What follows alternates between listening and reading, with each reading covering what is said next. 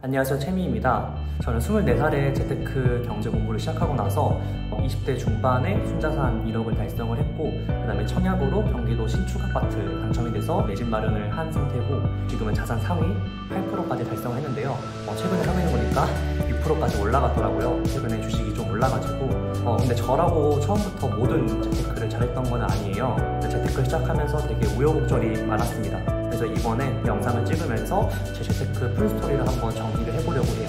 저 같은 사회초년생들도 충분히 재테크를 통해서 자산을 불릴 수 있다는 것을 이번 영상을 통해서 보여드리려고 합니다. 저도 원래 재테크에 전혀 관심이 없던 투자 이콜 도박이라고 생각하는 20대 평범한 사회초년생 중에 한 명이었어요. 저는 이제 영재고와 카이스트를 졸업을 했는데요. 그래서 상대적으로 고액 단가의 알바를 할 수 있는 기회가 되게 많았습니다. 그래서 대학생 때부터 저는 돈 버는 걸 좋아했어가지고 수학, 과학, 과외, 영재교육원 멘토, 삼성 드림클래스, 그리고 각종 튜터링 프로그램까지 고단가의 돈 되는 알바를 찾아서 대학생 때부터 한 월 200에서 300 정도를 꾸준히 벌었어요. 그래서 이렇게 번 돈으로 부모님께 독립해서 대학생 때부터 저는 생활비를 아예 받지 않고 학교를 다녔습니다. 하지만 돈을 벌기만 했지 어떻게 굴려야 될지를 전혀 모르는 사람이었어요. 제가 그래서 학기 중에 번 돈을 전부 해외여행에 쓰게 됩니다. 그래서 제가 졸업할 때가 되니까 23살이었죠. 23살에 제가 다녀온 해외여행지가 무려 23곳이나 되더라고요. 그래서 밤마다 거의 두세 번씩 해외에 나가곤 했으니까 모은 돈을 전부 해외여행에 썼다고 보시면 될 것 같아요.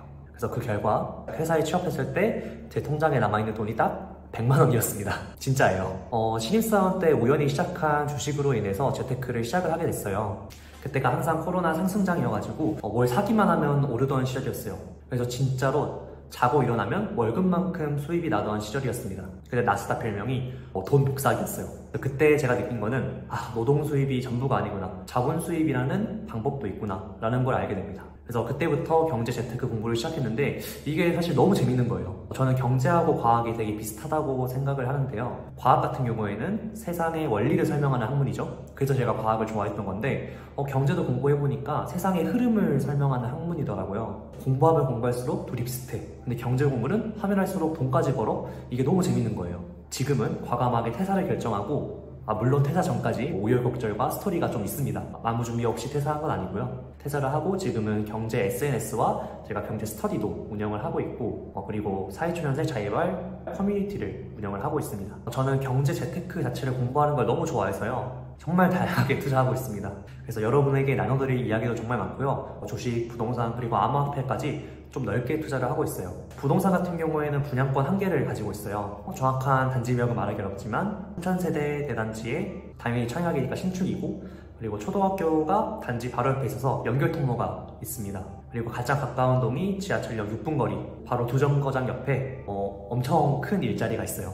여기까지만 말하겠습니다. 그래서 이 단지에 올해 초에 매수한 분양권을 가지고 있습니다. 올해 초까지만 해도 사실 완전 부동산 하락장이었어요. 그래서 청약 분위기도 정말 안 좋았어요. 미분양 나도 시기였고 제 아파트도 실제로 미분양이 났습니다. 근데 지금은 다시 분위기가 좋아지면서 전부 다 분양이 완료된 상태예요. 입지는 좋은데 분양가가 좀 비싸다고 주변에서도 몇 명 투자를 말렸습니다. 근데 지금 놀랍게도 옆 단지 바로 옆에 신축 아파트가 같은 평수에 프리미엄이 4천이 붙었습니다. 그래서 제가 투자한 단지는 아직 1년이 안 지나서 전매 제한이 안 풀렸는데 아마 입지가 똑같아서 프리미엄도 그대로 따라갈 것 같아요. 그래서 5천만 원 넣고 지금 4천만 원 프리미엄이니까 단순하게 계산하면 수익률이 80%가 나왔습니다. 물론 분양권 단타는 세금이 엄청 세요. 그래서 저는 중간에 전매할 생각은 없고요. 그래도 기분은 좋습니다. 공사비 상승으로 인해서 앞으로 재개발, 재건축이 더욱 힘들어질 거라고 많은 분들이 예상을 하고 있어요.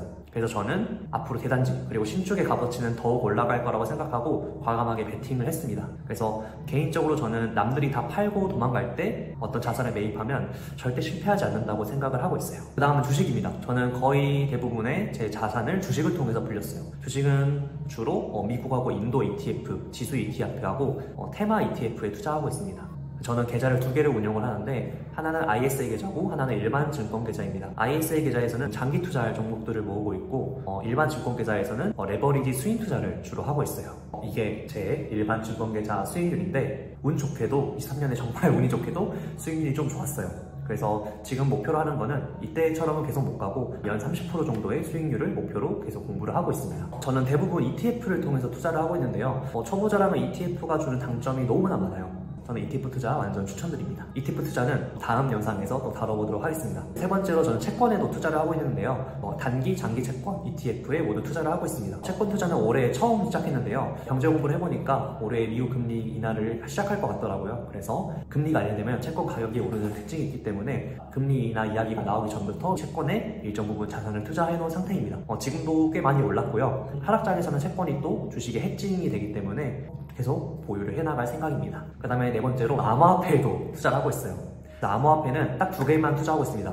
비트코인과 이더리움 딱 두 가지만 투자를 하고 있는데요. 알트코인에는 따로 투자하지 않고 있습니다. 제 투자 원칙 중에 하나가 잘 아는 분야에만 투자하자라는 게 있어서요. 아직 공부하지 않은 알트코인에는 투자를 하지 않고 있습니다. 그리고 개인 사업도 운영을 하고 있는데요.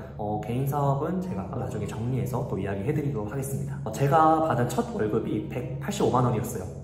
이 월급으로 제가 2년 반 만에 1억을 모았어요. 단순하게 이 월급을 전부 안 쓰고 모아도 1억을 모으려면 총 54개월이 필요합니다. 54개월이면 4년 8개월이죠. 근데 저는 2년 반 만에 1억을 모을 수가 있었어요. 그 비밀은 정말 간단하지만 딱 세 가지입니다. 첫 번째는 수입을 늘리기입니다. 수입을 늘린다고 하면 보통 N잡을 많이 떠올리시는데요. 저는 N잡 하기 전에 좀 고민을 해보셔야 된다고 생각하는 편이에요.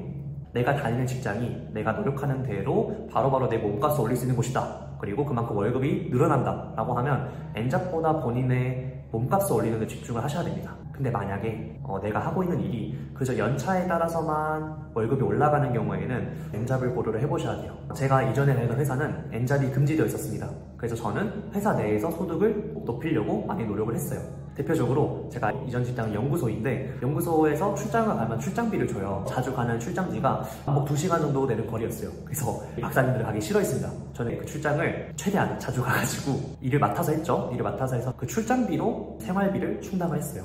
월급은 전부 다 저축을 했습니다. 그래서 월급은 아예 안 쓰고 출장비라든지 야근비 이런 부수입으로 전부 생활비를 충당을 했습니다. 자, 그럼 어떻게 생활비를 이렇게 조금 쓸 수 있었을까요? 두 번째, 지출을 줄이기입니다. 저는 쓸데없는 지출을 많이 줄였어요. 대표적으로 어떤 게 있는지 하나하나 보겠습니다. 첫 번째로 의미 없는 술자리를 줄였어요. 저는 대학생 때까지만 해도 정말 술 마시는 거 좋아했어요. 주 4회씩 술을 마시고 그랬는데 재테크 경제 공부를 시작한 이후로 의미 없는 술자리를 전부 줄였습니다. 그랬더니 친구들이 다 사라졌어요. 두 번째로 해외여행을 끊었습니다. 대학생 때는 정말 방학마다 해외여행을 갔어요. 근데 해외여행을 싹 끊었어요. 그리고 국내 여행도 이제 워케이션 지원 사업, 그런 지원 사업으로 가는 거 아니면 또 잘 안 가게 되더라고요. 세 번째로 택시비. 저는 원래 택시를 안 타는 성격이 있는데 이걸 더 줄였습니다. 그래서 밤늦게 만약에 일정이 끝나면 무조건 야간버스 타고 들어가거나 아예 근처 친구 방에 잤어요. 네 번째로 식비 같은 경우에는 저는 부모님 찬스를 많이 활용을 했어요. 그래서 부모님이 택배로 이렇게 음식을 보내주시면 정말 그것만 요리해서 먹었습니다. 어떤 경우는 일주일 동안 식비를 안 쓴 적도 있어요. 점심, 저녁 다 요리해서 먹는 거죠. 다섯 번째로 주거비를 최대한 아꼈습니다. 저는 회사에 다닐 때는 기숙사를 줘서 3일일체 기숙사였어요. 그래서 관리비만 내고 회사 생활을 했습니다.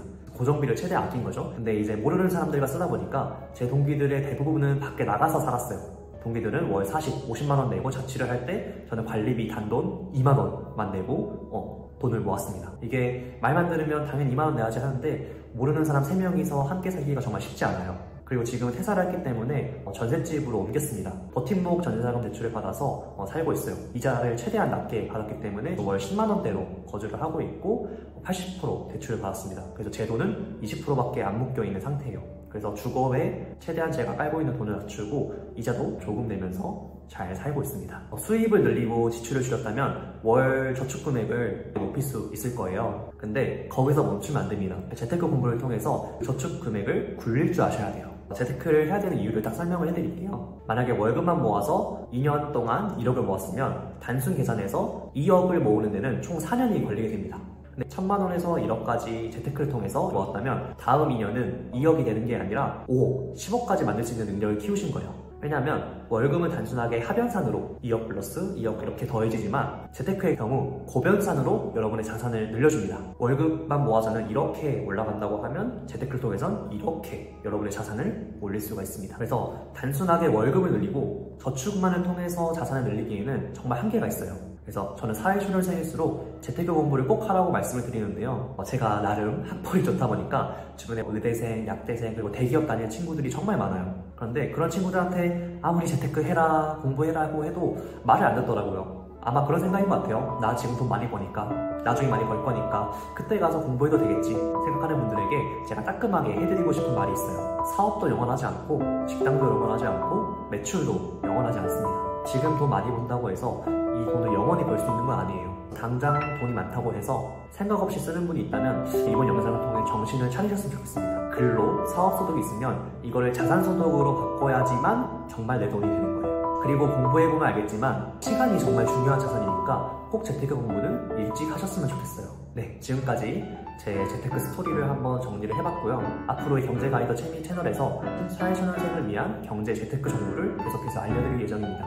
사회초년생 경제 재테크 공부 시작하고 싶으면 구독과 좋아요 부탁드리겠습니다. 네, 다음 시간에 뵙겠습니다.